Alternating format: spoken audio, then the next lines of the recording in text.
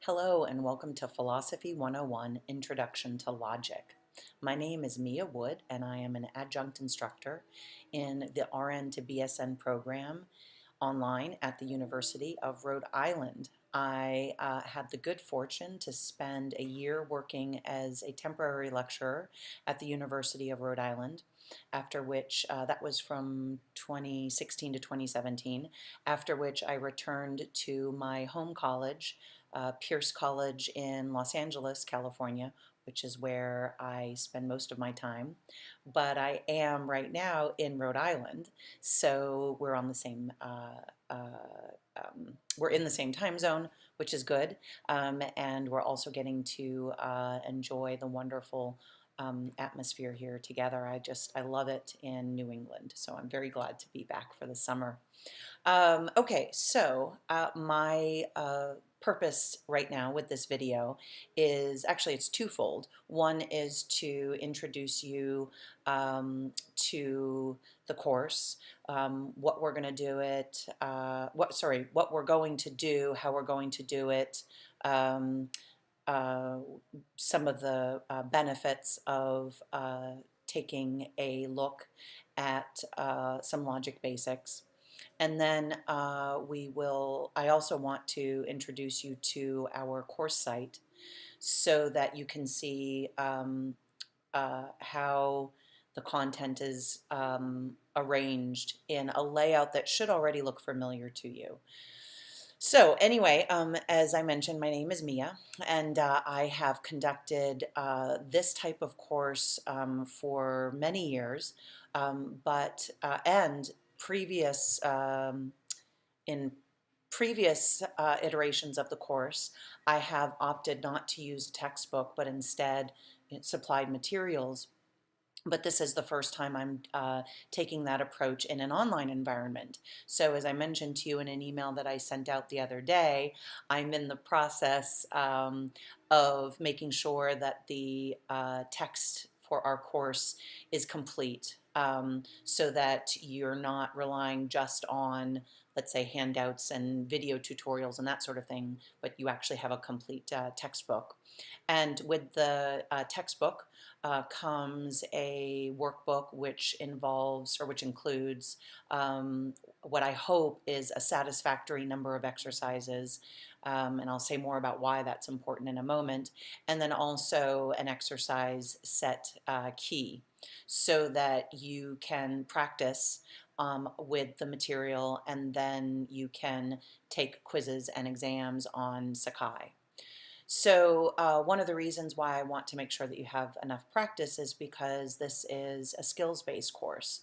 And similarly to any introductory course, this course is difficult precisely because it's introductory, but more specifically, and perhaps unlike a number of other courses, because the course involves reasoning that you do every day, it's hard at first anyway to sort of separate yourself out from the ways that you reason.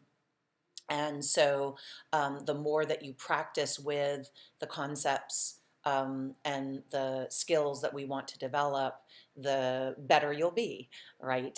So just as you found that going through nursing school and then practicing in a clinical environment or similar environment, helped you hone skills.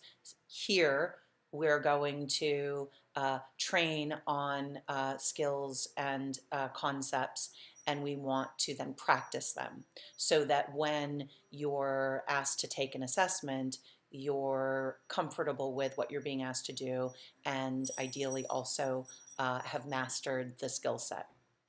Okay, so how are things going to work? Well, each week we will have effectively 3 things on our plate. There will be pages in our text to read.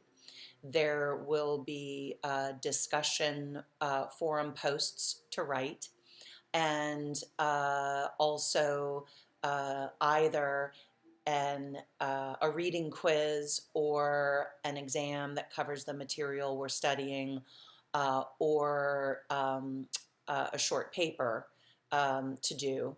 And then also there will be videos to watch, and each video is geared toward the material that we're covering in a given week, so that you might decide that you want to watch a video first and then read the material, or read the material and then watch the video. And then it should also be the case that as you're getting ready to take a quiz, or as you are working on a discussion post, you'll be given a very good idea of what it is that I want you to focus on. So even though we're covering a fair amount of concepts and skills, it's going to be the case that for any given assessment, you'll know what it is that you want to be good at, what it is that you need to know in order to be successful with that assessment. So we read, we watch, we write. In terms of the assessments, there are, if memory serves, 3 types. So each week there's either a multiple choice quiz or a multiple choice exam. And there is also a discussion, post and response. And then there will be 2 iterations of a short writing assignment. So there's a short paper that you will write toward the end of our 7 weeks together. Since you're already presumably in the program, I looked through the roster, and I think it's the case that everyone has been in the program for at least a semester. So you're familiar with the restricted time that we have, right? We're not on a 15-week schedule. We're essentially on like a quarter schedule, and that compressed length of time for us to work on material means that, you know, we've got a lot to do. So one of the things that I am going to, I hope, help you with is staying on track. To that end, not only is it the case that each week lays out the same in terms of structure, right? So read, watch, complete, read, watch, complete, or read, watch, to do, read, watch, to do. It's also the case that I will send out reminder messages. So, you know, at the start of each week, a reminder message goes out that says, here's what you're going to be doing this week. You know, this is how you can organize your schedule. On Sakai, I will provide you with or access to, through Sakai, everything you need for the course. So there's no textbook to buy. Again, I've got a textbook for you that is assembled in a way that approaches the way I run this sort of course. So everything that you need in terms of the content, the technical content, is in this textbook that I'll provide. I'll provide you with a full PDF of the text, but I'll also provide the text in terms of individual chapters, so that you can certainly look at have the whole all at once, or you can take smaller chunks of it. There are 6 chapters in all, so there will be a single PDF that includes all 6 chapters, and then there will be 6 individual PDFs. The workbook, I confess I'm not exactly sure the best way to approach that. I may divvy it up in the same way as I'm divvying up chapters in the text, so that your practice for chapter 1 is a separate PDF from your practice in chapter 2, and so forth. And then I'll also give you a separate complete PDF of all of the practice, and the same with the exercise keys. And then it's also the case that, as I mentioned, so everything that you need is either on Sakai or access through Sakai. If there's a link to something that I want you to go look at, that will be provided on Sakai.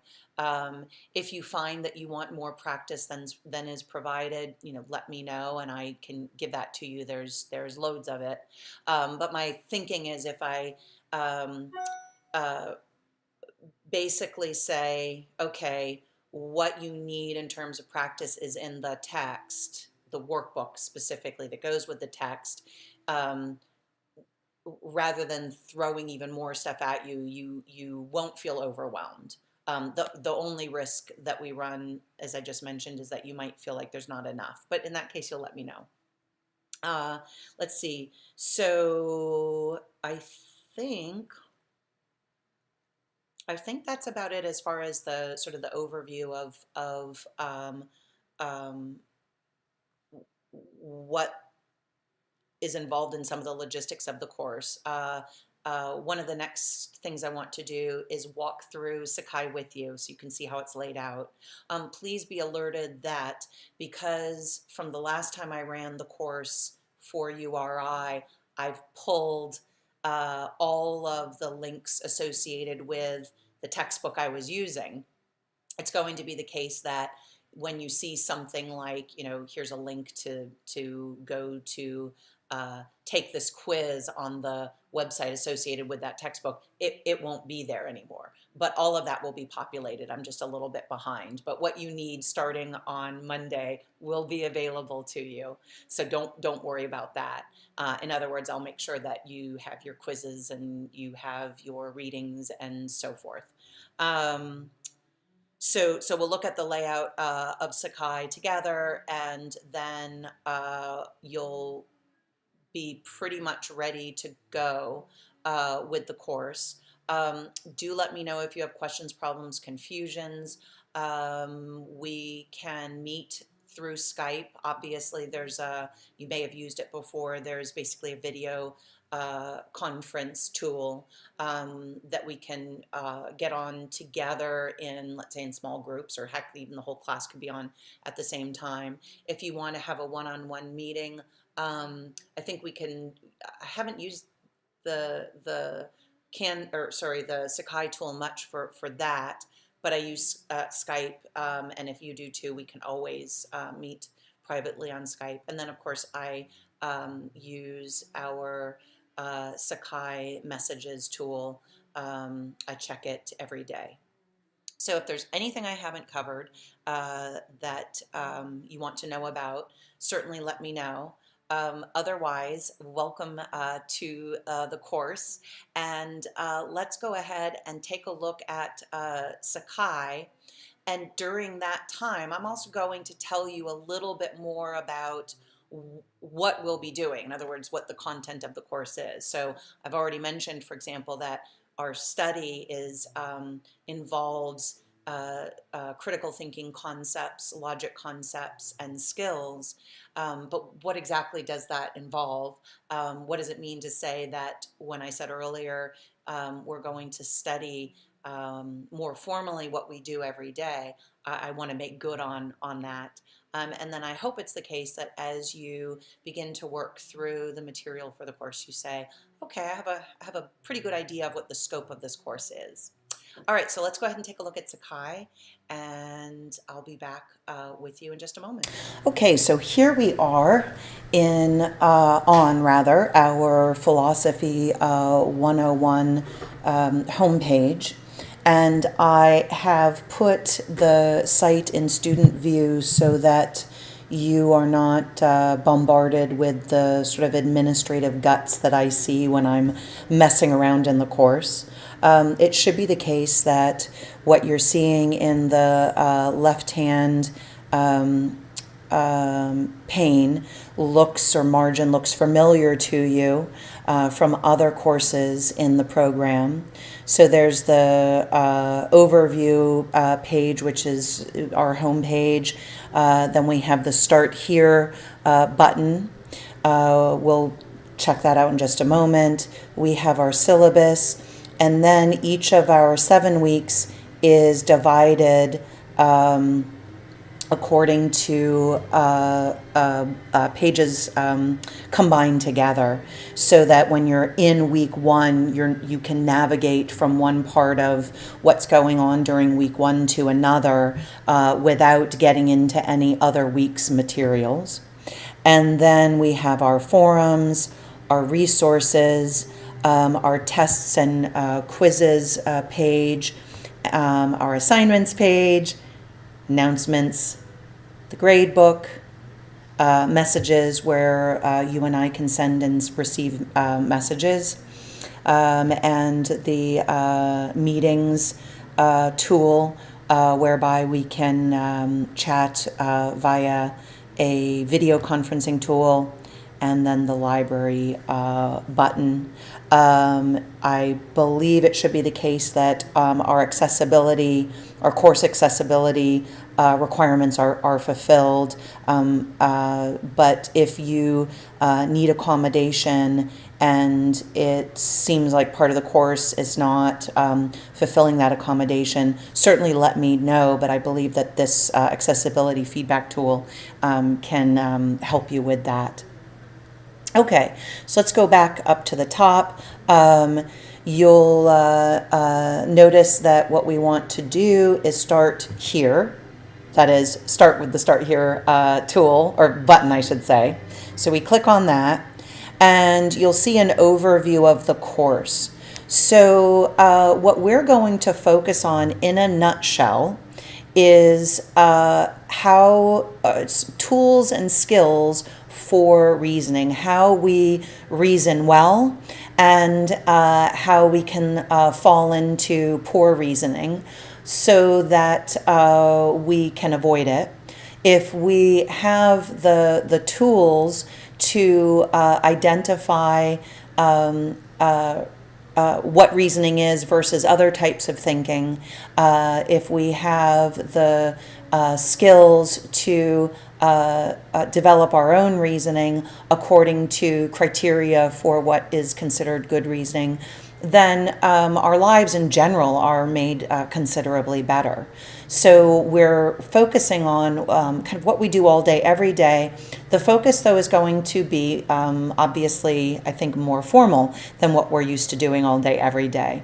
So what do I mean by that? Well, basically, what we're going to focus on are two modes of reasoning. We're going to focus on what I'll now call experiential reasoning, and we'll focus on non-experiential reasoning. When we're talking about experiential reasoning, we're talking about reasoning that is based on experience, that is empirical in nature or origin. It's the sort of reasoning that we use when we're engaged in, for example, scientific inquiry. Non-experiential reasoning is reasoning that does not require any type of experience, any type of sort of empirical observation in order to proceed. And that reasoning is very powerful when done correctly. So we'll look at these two modes of reasoning. More specifically, in terms of experiential reasoning, we'll study patterns of inductive logic. When we study non-experiential reasoning, we'll look at forms of deductive logic. And we'll look at how reasoning fails in each mode. So the basic idea is this. We start out by looking generally at language, since reasoning it plays out or employs language in order to do its work. So we're going to look a bit at language. Then we're going to turn our attention to what's involved in reasoning, the technical features of reasoning. And then we'll turn our attention to the more formal or technical criteria involved in what's considered to be, in general, good reasoning. At that point, we turn our attention to these two modes that I talked about, and we'll look at each formally. We'll start with non-experiential reasoning, and then we'll look at experiential reasoning. Once we've got that overview in place, we're going to drill down a bit into each mode. So in terms of non-experiential reasoning, we are going to study two systems of deductive logic. Then we will turn our attention to what I'm going to say now are basically two patterns of inductive reasoning. And then we will finish off the course by looking at how we can use solid reasoning in our written communication. So that's what we've got for an overview. If you, as you're going through the start here pages, you'll see things like how the course works, learning objectives, and so forth. Let's jump on the syllabus and schedule real quick. The syllabus is provided here on Sakai, specifically the page that you're looking at, but it's also available at the bottom of the page as a PDF. Please know, though, that if you go to download the PDF of the syllabus and schedule, it might not be available because I'm still tweaking some stuff to make sure that the text that I have put together for us is laid out in a way that comports with what we're doing in the syllabus, what we've got scheduled, I should say. All right, so let me scroll back up. Let's look at our schedule together. Remember, I mentioned to you that each week we'll have something to read, watch, and complete. So notice that each week is laid out the same. We've got our topics. Please note that week 1 is pretty heavy. It's because we offer, I offer up an overview of our course before we start drilling down. And so, there's a fair amount in terms of comprehensiveness to look at. And then we've got a couple of videos to watch. Please note that it may be the case that some of the videos I ask you to look at are ones that were made originally for a given textbook that I was using. But I am going to I'll adjust the video such that it's tailored to our schedule, our syllabus. So if you see a reference, for example, to a page number or in the information on YouTube about the video, you might see a reference to an author. Don't get confused. The content is the same as what we're covering, right? So as I mentioned to you before, our course is a pretty standard introduction to critical thinking course.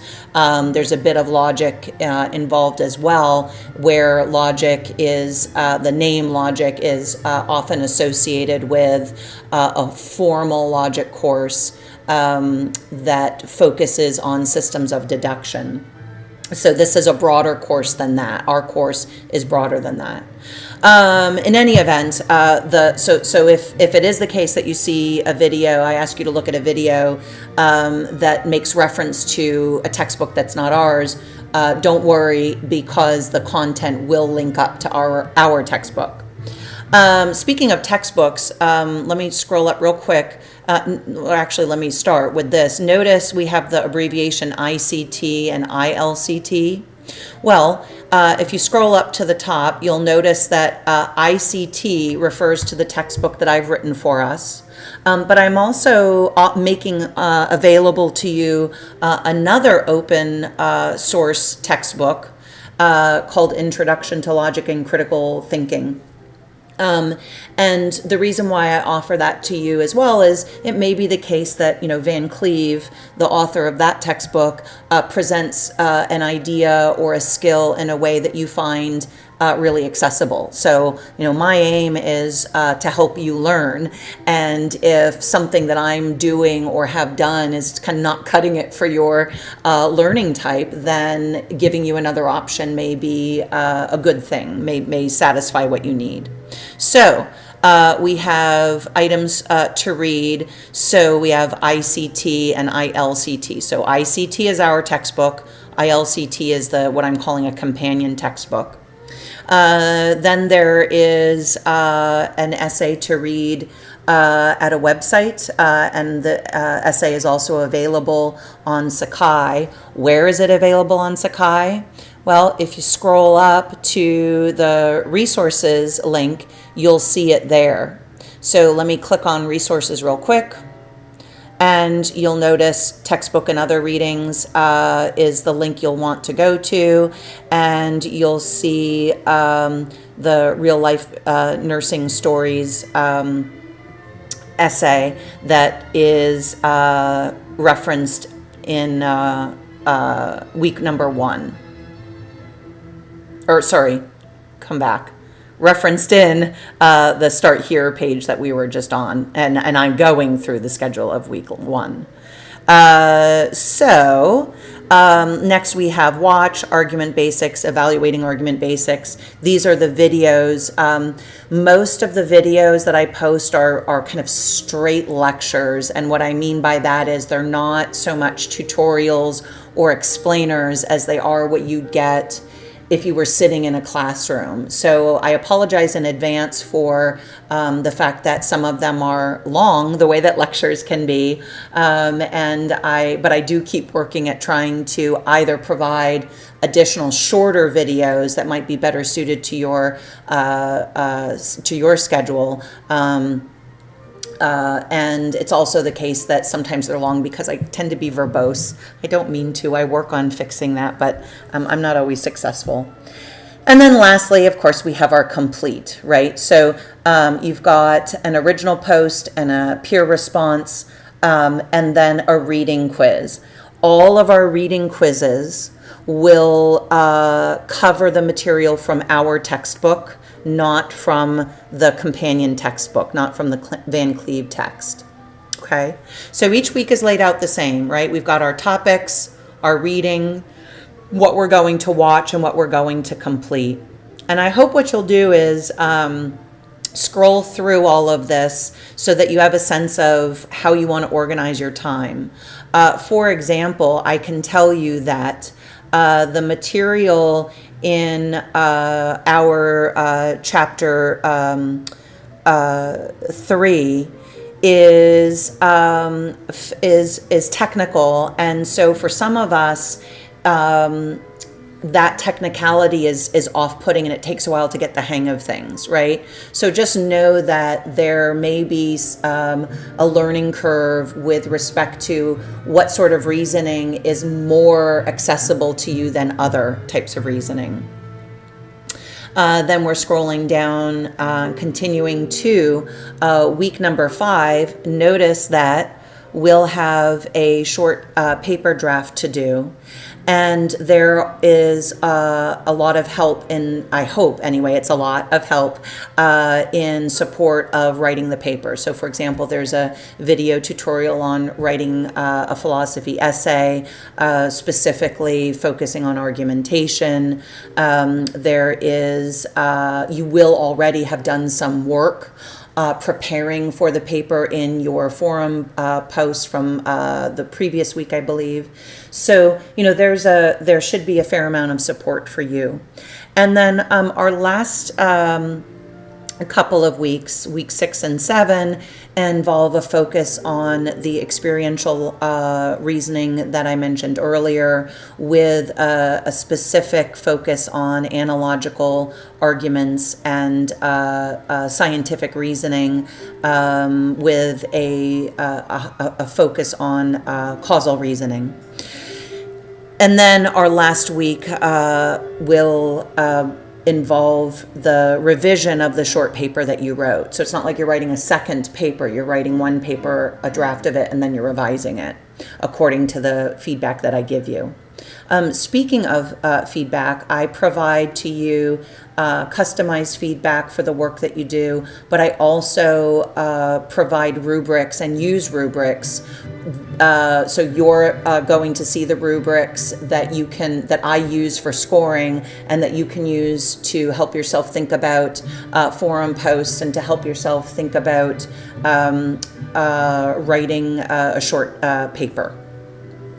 So that's it as far as the overview of the course. And if we scroll on down, we click on next, we get things like technology requirements, Sakai help, and then my contact info.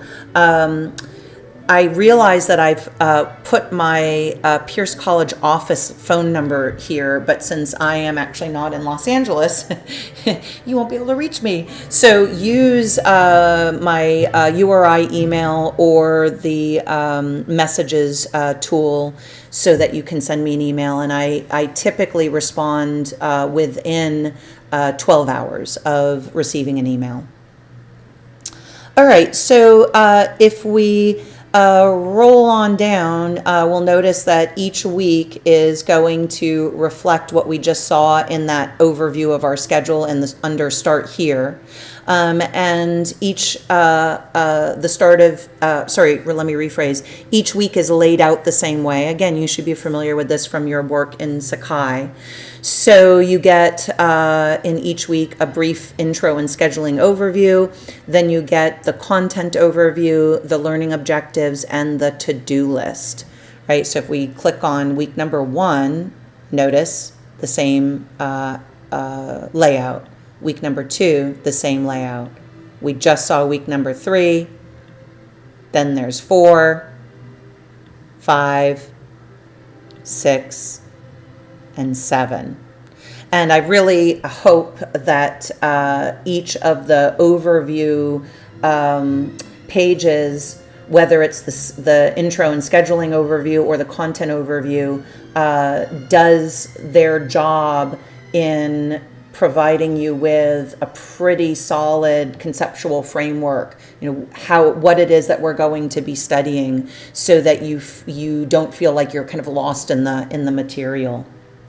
Then if we click on forums, you'll see that we have our introductions, and then we have a forum for each week. And it should be the case that you see the details of each of the prompts when you click on either the full description, or if you click on the forum itself. Of course, I haven't posted anything, so I can't view any messages. And anyway, we haven't started the course, so there are no messages. But anyway, I hope that this layout already makes sense to you, given the work that you've done previously. Here's a rubric, as I mentioned. It's attached to every single forum prompt. And then I also provide you with some handouts, relevant handouts. They are going to provide you with an overview of what it is that we are or have been studying that's relevant to the prompt for the forum. And those resources are, again, found in the resources folder. So you'll notice I haven't put the textbook up here yet, but that's because, as I mentioned before, I'm still tweaking some stuff. But you'll find, if we go back to the previous page, that we have handouts and rubrics. So for example, under rubrics, we've got the discussion rubrics. If I'm asking you to construct a summary, there's a rubric for that. And then this 5-point essay rubric is the rubric for your short paper. All right, so if I click on tests and quizzes, you'll notice that there's nothing here yet, and that's because I've moved to a non-commercial textbook. I need to reconstruct the assessments. So the reading quizzes will be available as I finish them, and of course they'll be available when by the time you are in a week where you need to complete them. And the idea of the reading quiz is twofold. It's to encourage you to engage with the text. So I might say, go to chapter 2, section 2.1 or whatever it might be, and read about this concept, and then answer the question. And then the exercise will be something multiple choice or true false, right? So the idea is to get you to engage in the text, and then the other part of the goal of the reading quizzes is to give you direct practice with those concepts and skills that are crucial for our work. So the reading quizzes help you to practice for the exams, as well as in an indirect way practice for the discussion posts and the essay that you'll write, the short paper. The discussion posts in turn are meant to give you practice with the skill set that I will ask you to employ when you write your short paper. So speaking of the short paper, it is going to be available here. I already have it ready. I'm not quite, I think the reason why it's not available is because I'm in student view, and the date for the assignment is not has not yet been reached, and so the assignment's not open. And then lastly, announcements. I will try not to bombard you with, email and announcements and all of that, right? But so to that end, the main purpose of the announcement page is to deploy your weekly reminders. So you don't see them right now. That's because they haven't yet been deployed. So, at midnight on Monday, July 2nd, I will deploy the first week's reminder. Now, I know that class doesn't start until Tuesday, July 2nd, but I figure if I get things started a little bit early in terms of telling you how we're going to proceed, then that might facilitate your organization for the week. All right, so if there's anything here in Sakai that I haven't covered, let me know. Recall, so let me jump back to week number 1, and let me jump over to the to-do list. Recall that you will access your video lectures and tutorials here. So for example, if I click on Argument Basics, we're taken to a website called 3C Media Solutions. All of the videos for our course are either on this website or on YouTube. And the reason why they would be on this website is because before I started using YouTube, and I wasn't using YouTube for courses because their closed captioning was horrible. 3C Media Solutions was captioning for my college, and so it was a way to be ADA compliant. But notice that, as I mentioned to you earlier, there may be references to names or items that are not relevant to us. So for example, yes, Argument Basics is very relevant to us, but Baronet 1A to D is a reference to the author and the section of the textbook that I had been using. So you'll just want to effectively ignore that sort of thing and know that the content that you're looking at is what we are covering. And then in other cases, let me close out of this window. In other cases, let me jump over to week 5 and our to-do list. I'm not quite sure. The links are not live there. I'll have to fix that. Let's go to the week 4 to-do list. Same thing. Peculiar. Well, anyway, the links will be available. Okay, so let's go to fallacy basics. This is another case where, unless I switch out the video, which I may very well do, you'll see text that references, a book that we don't use, so a chapter and section that are not relevant to us, but the content of the video is exactly what we're covering together. So I hope that there won't be confusion with that. But if there is, let me know, and I can help key what you're looking at in a video to a page number, let's say in our textbook. All right, so I think that pretty much covers everything. Well, speaking of keying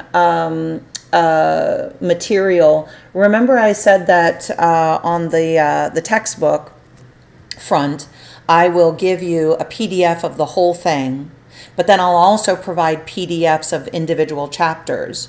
So what I'll do is work to make sure that the page numbers from the complete textbook PDF are the same as the page numbers for the PDF of the individual chapters. That way, if you're not sure what you're looking at, let's say in a video, and I say, oh, we'll go to page thus and such of chapter 3 in our textbook, you'll be able to either go to the complete textbook or you'll be able to go to the individual PDF, chapter PDF that I've provided.